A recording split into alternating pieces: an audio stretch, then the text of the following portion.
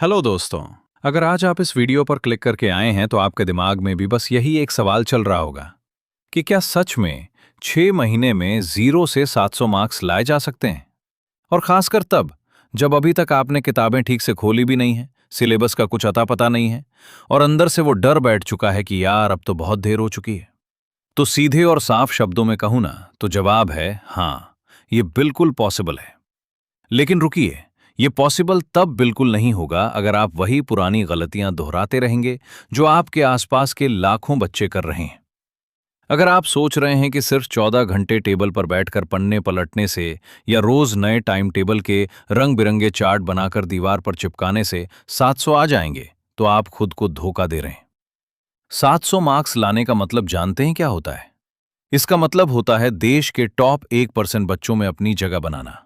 और जब टारगेट इतना बड़ा हो तो आपकी सोच, आपकी स्ट्रैटेजी और आपकी मेहनत करने का तरीका आम बच्चों से बिल्कुल अलग होना पड़ेगा। अगले 6 महीने आपकी जिंदगी के सबसे मुश्किल लेकिन सबसे ज्यादा बदलने वाले महीने हो सकते हैं, अगर आप उस रास्ते पर चलने को तैयार हैं जो आज मैं आपको बताने जा रहा हूं।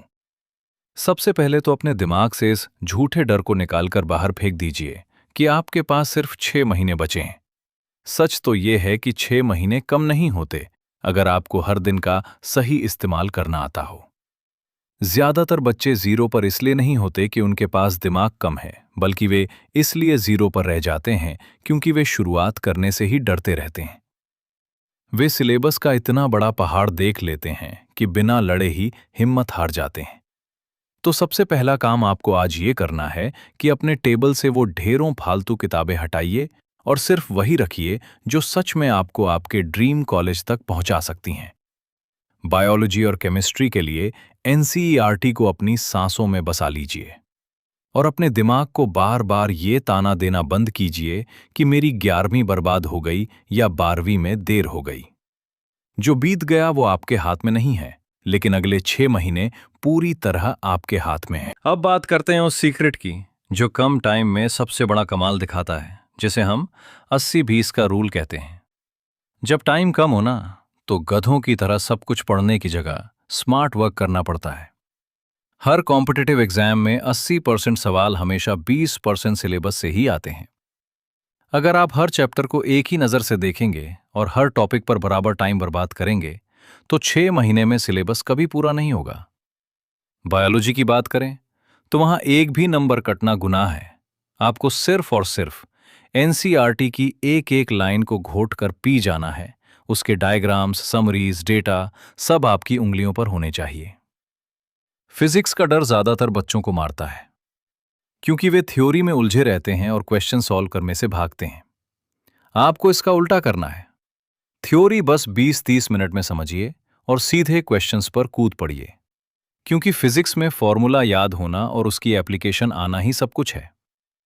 और केमिस्ट्री में इनऑर्गेनिक पूरी एनसीईआरटी से रटनी है, ऑर्गेनिक के सारे नामी रिएक्शंस रोज लिखकर देखने हैं और फिजिकल को फिजिक्स की तरह प्रैक्टिस करना। अब आता है सबसे बड़ा सवाल कि आपका हर दिन कैसा दिखना चाहिए।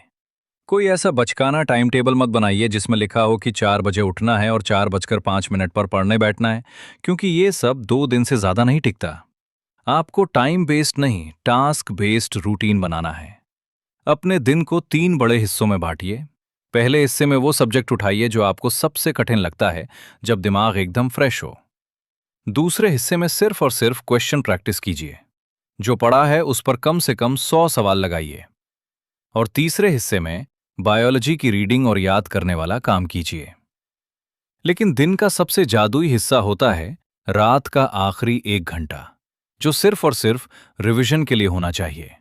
पूरे दिन में जो पढ़ा उसका एक क्विक रीकैप आपको करना ही पड़ेगा। और इसके साथ ही एक सबसे बड़ा हथियार जो आपको 700 के पार ले जाएगा, वो है आपकी मिस्टेक नोटबुक। ज्यादातर बच्चे सोचते हैं कि जब पूरा सिलेबस खत्म हो जाएगा तब टेस्ट देंगे, और यही उनकी सबसे बड़ी गलती होती है।